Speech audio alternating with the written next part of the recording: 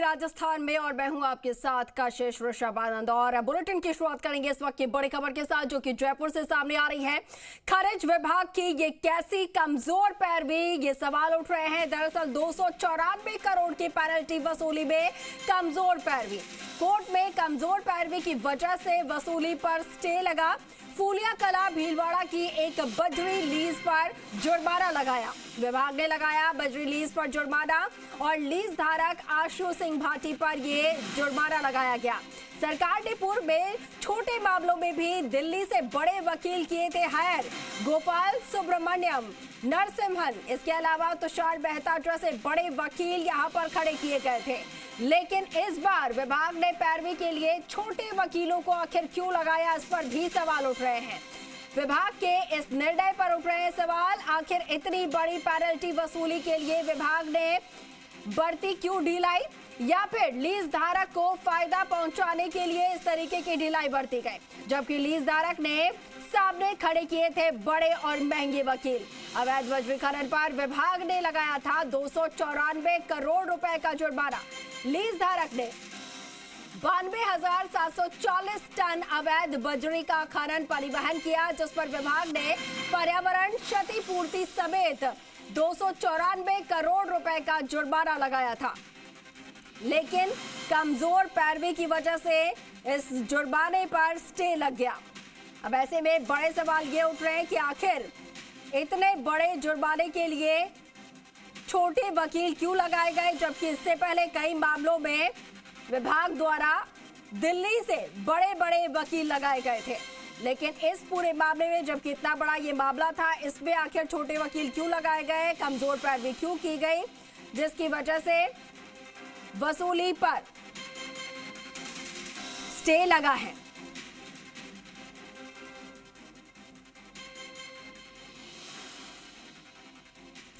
और इस खबर पर ज्यादा जानकारी के साथ सहयोगी राम सिंह राजावत और काशीराम हमारे साथ फोन लाइन पर है। सबसे पहले राम सिंह आपके पास आऊंगी।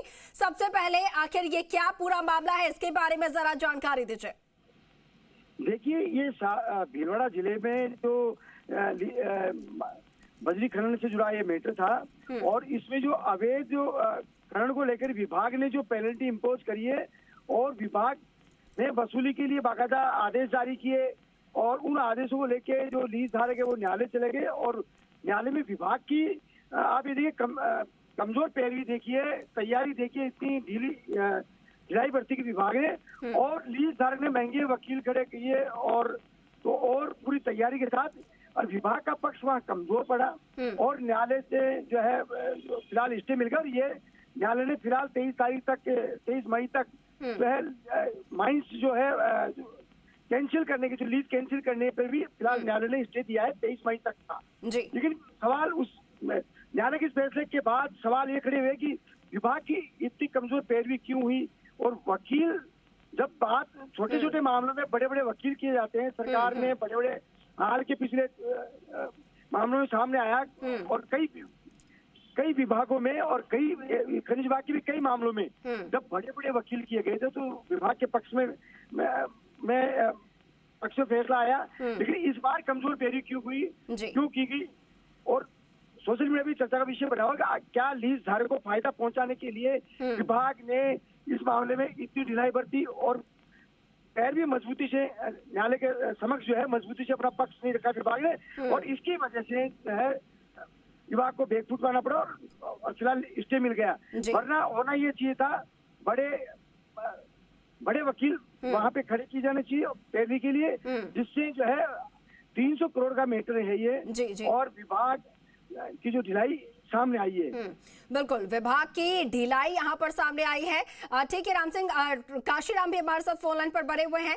काशी, क्या आपकी विभाग से जुड़े हुए किसी अधिकारी से बात हो पाए इस मामले में कि आखिर ये ढिलाई क्यों बरती गई, आखिर जो कमजोर वकील हैं, छोटे वकील क्यों लगाए गए इतने बड़े मामले में?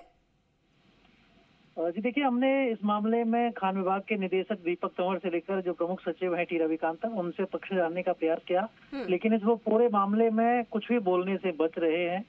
और ये जो गड़बड़ी हुई है भीलवाड़ा के सापुरा में फुलिया कला पॉइंट पर, इनमें जो सामने आया था विभाग की जांच में वो ये था कि यहाँ पर जो ट्रांजिट पास थे वो गलत तरीके से जारी किए गए जो कि ट्रांजिट पास यहाँ एक 5 सितंबर 2023 से लेकर और 13 जनवरी 2024 तक कुल 4,792 ट्रांजिट पास जारी किए, जिनसे कि करीब 87,525 टन का बजरी खनन किया गया। और जो दूसरा ट्रांजिट पॉइंट था वहां से 71 पास जारी किए गए, और जो तीसरा पॉइंट था वहां से ट्रांजिट पास 204 जारी किए गए। इस तरह से कुल 92,740 टन बजरी का अवैध रूप से खनन और परिवहन किया गया। इसको विभाग ने ये माना कि जो विभाग की नियमावली है, राजस्थान अप्रदान खनिज रियायत नियमावली 2017, उसके नियमों का उल्लंघन है। साथ ही खनन पट्टे की जो संविदा की शर्तें होती हैं उनका भी इसमें उल्लंघन किया गया है। और उसी लिहाज से जो फर्म है आशु सिंह भाटी पुत्र मगन सिंह भाटी, वैशाली नगर जयपुर, उस पर ये जुर्माना लगाया गया। कुल मिलाकर के जो जुर्माना है उसमें जो अवैध रूप से खनन किया गया था 52,740 टन, उसके बेटे 4 करोड़ 63 लाख रुपए का जुर्माना लगाया। इसके अलावा जो वाहन जिनसे कि अवैध रूप से परिवहन किया गया बजरी का 5,067 वाहन थे और इसमें 1 लाख रुपए प्रति वाहन जुर्माना वसूला, तो उसमें इस तरह से कुल मिलाकर के 50 करोड़ 67 लाख रुपए जुर्माना लगाया। और जो पर्यावरण क्षतिपूर्ति हुई, यानी कि जो नदी क्षेत्र में जो जिस तरह से पर्यावरण को नुकसान पहुंचाया गया, उसका जो जुर्माना मापा गया वो 239 करोड़ मापा गया। तो इस तरह से कुल मिलाकर 294 करोड़ रुपए का जुर्माना खनिज विभाग ने लगाया 5 मार्च 2025 को। लेकिन इस जुर्माने को वसूली की दिशा में जो विभाग के प्रयास हैं वो नाकाफी रहे। उल्टे इसके बजाय लीज धारक को ये मौका दिया गया कि वो फायदा उठाएं और अपनी तरफ से बड़े वकील खड़े करें, जबकि विभाग ने इस मामले को हल्के में लिया और एक बेहतर जो वकील होने चाहिए थे, जो कि जो फर्म है जिसको स्टे नहीं मिलने देते, उस तरह के प्रयास विभाग की तरफ से नहीं किए गए और इसी वजह से फर्म को स्टे मिला। अब इसे विभाग के अधिकारियों की लापरवाही कहें या ढिलाई कहें या मिलीभगत कहें, ये अपने आप में सवाल है। बिल्कुल सवाल उठते हैं जब इस तरीके के बड़े मामलों में कोई ऐसे छोटे वकील लगा दिए जाए या कमजोर पैरवी की जाए तो सवाल उठना लाजमी भी है। राम सिंह और काशी, आप दोनों का बहुत शुक्रिया इस पूरे मुद्दे को लेकर बातचीत करने के लिए।